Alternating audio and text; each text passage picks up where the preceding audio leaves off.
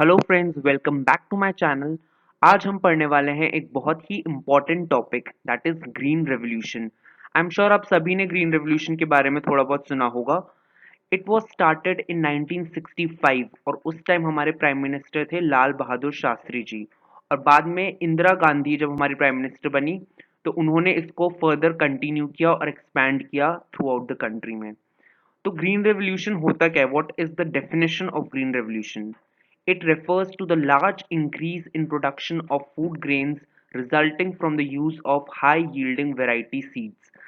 Normal seed से जो food production हो रहा था वो बहुत कम था, इसलिए हम हाई यील्डिंग वैरायटी, एक अलग टाइप की सीड्स थी है जिससे यील्ड बहुत हाई होती थी, ज़्यादा फूड ग्रेन्स हम लोग प्रोड्यूस कर पाते थे। तो इन HYV सीड्स का इंट्रोडक्शन किया गया ग्रीन रेवोल्यूशन के अंदर। सबसे पहले देखते हैं कि ग्रीन रेवोल्यूशन की जरूरत ही क्यों पड़ी थी। देखो, at the time of independence 75% of the population was dependent on agriculture, लेकिन प्रोडक्टिविटी बहुत लो थी और उसके रीजंस हमने चैप्टर 1 में ही देखे थे। There was lack of technology and infrastructure, और इरिगेशन फैसिलिटीज भी एडुकेट नहीं थी। सारा जो एग्रीकल्चर था that was dependent on the monsoon. तो ये सब की लैक ऑफ प्रोडक्टिविटी की वजह से हम लोग इतना प्रोडक्शन नहीं कर पा रहे थे कि अपने कंट्री को फीड कर पाए और सेल्फ सफिशिएंट बन पाए। इसीलिए we were dependent on the United States for the import of food grains. इसलिए हमारा जो 5 ईयर प्लान का गोल था विच वॉज सेल्फ रिलायंस, वो भी अच्छे से पूरा नहीं हो पा रहा था। तो ये लो प्रोडक्शन की वजह से हम लोग ग्रीन रेवोल्यूशन लेकर आए और उसमें HYV सीड्स हमने इंट्रोड्यूस करी। बट सिर्फ HYV सीड्स के यूज से प्रोडक्शन इंक्रीज नहीं हो सकता था, उसके साथ साथ हमें फर्टिलाइजर्स का भी यूज करना पड़ता था, साथ ही पेस्टिसाइड्स, क्योंकि HYV सीड्स से जो क्रॉप उगती थी उस पे कीड़े लगने के चांसेस ज़्यादा होते थे, तो उसमें पेस्टिसाइड्स भी करेक्ट क्वांटिटीज में यूज करना ज़रूरी था। और उसके साथ रेगुलर सप्लाई ऑफ वाटर यानी इरिगेशन फैसिलिटीज भी हमें इम्प्रूव करनी थी, और इरिगेशन फैसिलिटीज होनी चाहिए तभी HYV सीड्स का कुछ फायदा होता। तो फर्टिलाइजर्स, पेस्टिसाइड्स और रेगुलर इरिगेशन फैसिलिटीज, ये तीनों प्री रेक्विजिट थे यानी नेसेसरी रिक्वायरमेंट्स थी HYV सीड्स को यूज करके प्रोडक्शन बढ़ाने के लिए। तो because of all these reasons, जो फेज 1 था ग्रीन रेवोल्यूशन का, यानी जब वो शुरू में आया था from mid 1960s to mid 1970s, it was restricted to the more affluent states like Punjab, Andhra Pradesh and Tamil Nadu. जो ज़्यादा अमीर स्टेट्स थे, पंजाब, आंध्र प्रदेश एंड तमिलनाडु, वहाँ पर हमने इसको स्टार्ट किया ग्रीन रेवोल्यूशन को। वहाँ के फार्मर्स थोड़ा अफोर्ड कर पाते थे ये सबको ज़्यादा, जो फर्टिलाइजर्स, पेस्टिसाइड्स और इरिगेशन फैसिलिटीज को। और हमारा जो फोकस था मेन, वो वीट और राइस पर था। उसमें भी वीट पर ज़्यादा था क्योंकि ये क्रॉप्स ज़्यादा कंज्यूम होती थी इन द कंट्री। लेकिन जब बाद में इसमें सक्सेस मिलने लगी फेज 1 में, तो फेज 2 जो कि स्टार्ट हुआ मिड 1970s से मिड 1980s तक, उसमें this green revolution was expanded to a larger number of states throughout the country. और क्रॉप्स भी ज़्यादा वैरायटी की क्रॉप्स में इंट्रोड्यूस किया गया, जैसे कि मिलेट्स, पल्सेस वगैरह। सिर्फ वीट राइस पे फोकस नहीं किया गया।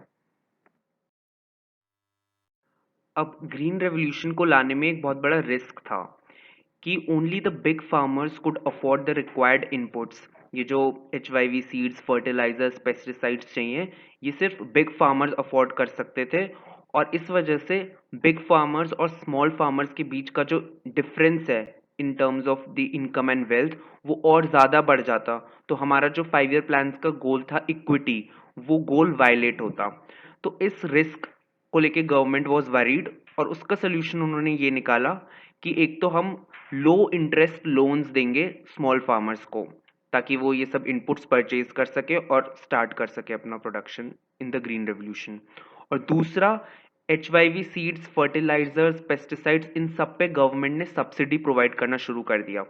सब्सिडी से क्या होगा कि government will bear the a part of the cost of these inputs. तो फार्मर्स को जब ये मार्केट में मिलेगा तो वो बहुत ही कम प्राइस पे मिलेगा, सब्सिडाइज प्राइस पे मिलेंगे ये सारे इनपुट्स। अब ये सब्सिडीज को लेकर बहुत बड़ी डिबेट है जो आज तक चलती आ रही है। लोग बोलते हैं कि जब ग्रीन रेवोल्यूशन स्टार्ट हुआ था उस टाइम तो सब्सिडीज देना ज़रूरी था, क्योंकि एचवाईवी एक नई टेक्नोलॉजी थी उस टाइम पर, लोगों को बहुत डर था कि क्या पता क्रॉप खराब हो जाए या नहीं, तो उनको एक लालच देना ज़रूरी था थ्रू सब्सिडीज, कम प्राइस पे ये इनपुट्स मिल जाए ताकि वो अपना स्टार्ट कर सके प्रोडक्शन विद एचवाईवी सीड्स। और स्मॉल फार्मर्स को तो वैसे भी ज़रूरत थी, लेकिन लोग बोलते हैं कि कुछ इकोनॉमिस्ट बोलते हैं कि आज आज तक ये सब्सिडी चलती आ रही है, तो we should discontinue now, the subsidies should be phased out, because उसके उन्होंने रीजंस दिए हैं कि एक तो it benefits the fertiliser industry and farmers in more prosperous regions. Fertiliser industry और जो रिच फार्मर्स है उनको सब्सिडीज देने का क्या मतलब है? फर्टिलाइजर इंडस्ट्री के लिए ऑब्वियसली बेनिफिट हो रहा है क्योंकि कम प्राइस हो गया अगर सब्सिडीज की वजह से इसका एचवाईवी सीड्स और फर्टिलाइजर्स वगैरह का, तो उनको उनकी सेल ज़्यादा होगी तो उनका प्रॉफिट ज़्यादा होगा, और रिच फार्मर्स को भी फ़ायदा हो रहा है इससे, तो ये नहीं होना चाहिए। दूसरा कि subsidies are a huge burden on government's finances. Government ये इतना सारा पैसा जो सब्सिडीज पे लगाती है वो और मोर इम्पोर्टेंट एरियाज में लगा सकती है, बिकॉज अभी हमें फूड प्रोडक्शन की ऐसी कोई प्रॉब्लम नहीं है जैसे ग्रीन रेवोल्यूशन में थी, तो हम एजुकेशन और हेल्थ केयर पे ज़्यादा खर्च कर सकते हैं। और तीसरा कि subsidies do not allow prices to indicate supply of a good. अब ये पॉइंट क्या है ये समझते हैं। For example, let's take water. While India accounts for more than 17% of the world population, but we barely have 4% of the world's water resources. हमारी population तो world की 17% से ज़्यादा है, बट हमारे पास वर्ल्ड के जो फ्रेश वाटर रिसोर्सेज है उनका सिर्फ 4% हिस्सा ही है इंडिया के पास।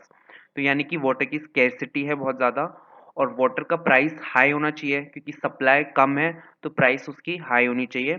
बट गवर्नमेंट वाटर पे सब्सिडी देती है बहुत ज़्यादा, तो वाटर की प्राइस बहुत ही नेग्लिजिबल होती है।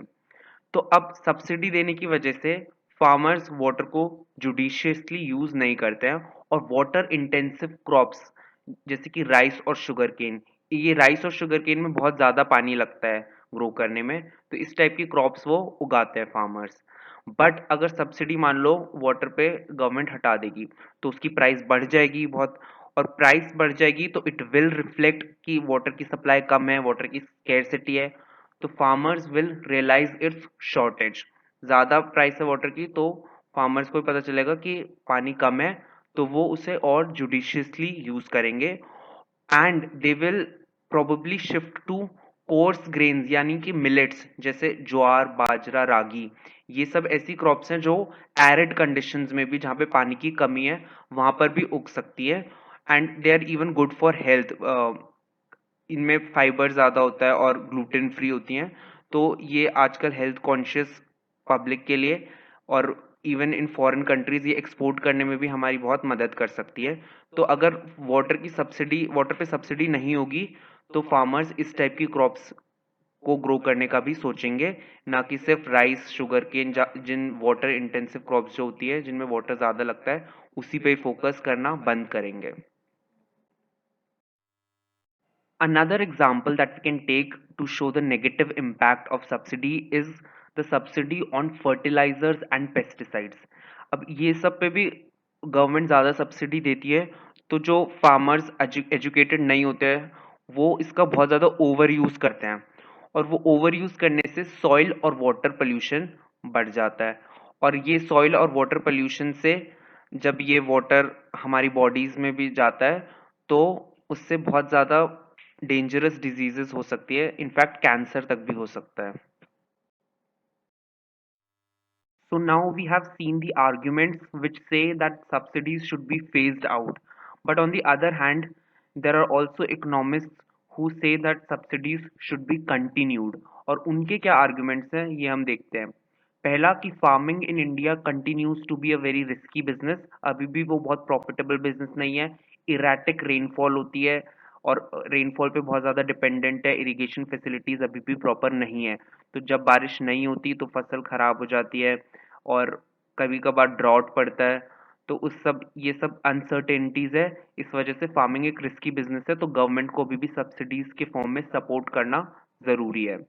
दूसरा वो बोलते हैं कि most farmers are poor and can not afford the required inputs without subsidies. That does not need any explanation, it is self explanatory.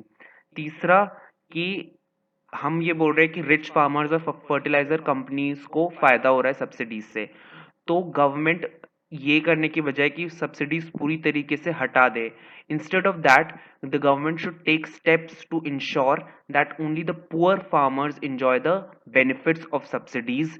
जैसे कि वो कर सकते हैं कि सब्सिडीज उसकी प्राइस पे देने की बजाय इन इनपुट्स की, the government can directly transfer the amount of subsidy into the bank accounts. जो जनधन योजना के अंडर जो बैंक अकाउंट्स खुले हैं ऑलमोस्ट सबके, तो वो उन फार्मर्स के बैंक अकाउंट्स में डायरेक्टली गवर्नमेंट सब्सिडी की अमाउंट पहुंचा सकती है।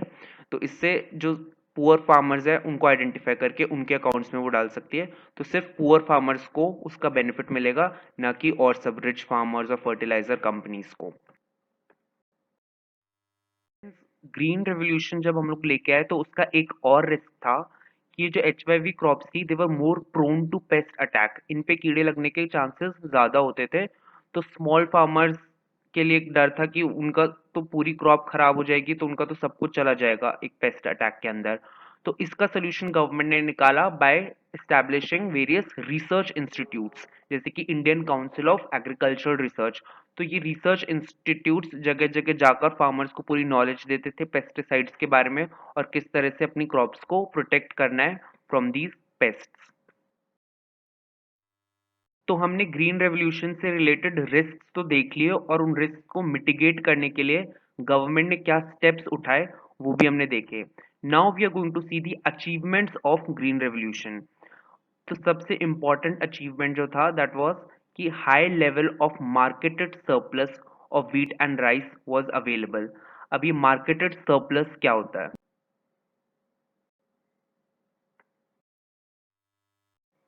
The portion of agricultural produce which is sold in the market by the farmers is called marketed surplus. For example, एक फार्मर है जो 40 केजी वीट प्रोड्यूस कर रहा है एक साल में, और उसमें से 35 केजी तो वो और उसकी फैमिली ही कंज्यूम कर लेते हैं, और बाकी सिर्फ 5 केजी जो है वो मार्केट में सेल कर पाता है।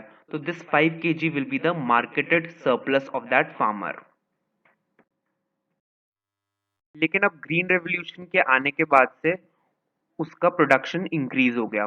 फॉर एग्जाम्पल अब वो 40 केजी नहीं, साल में 100 केजी प्रोड्यूस कर सकता है, लेकिन वो अपना कंज्यूम तो वही 35 केजी करेगा, या फिर मान लो 40 केजी भी कर लिया, तो बाकी का 65 या 60 केजी जो बचा that will be the marketed surplus, और वो सारा मार्केट में सोल्ड होगा। ऐसे ही ग्रीन रेवोल्यूशन की वजह से बहुत सारे फार्मर्स का मार्केटेड सरप्लस बढ़ गया, specially for the crops of wheat and rice. अभी मार्केटेड सरप्लस के बढ़ने के दो फायदे हुए। पहला, तो जो फार्मर्स की इनकम इंक्रीज हो गई, और दूसरा कि मार्केटेड सरप्लस बढ़ने से व्हीट और राइस की supply in the market increase हो गई। और सिंपल लॉ है कि अगर सप्लाई किसी चीज की इंक्रीज हो जाएगी तो प्राइसेस फॉल हो जाएंगी। तो जो गरीब लोग थे जिनका most of the income was spent on these food grains, उनको ये प्राइसेस सस्ती होने की वजह से बहुत ज़्यादा रिलीफ मिला, उनको बहुत फ़ायदा हुआ।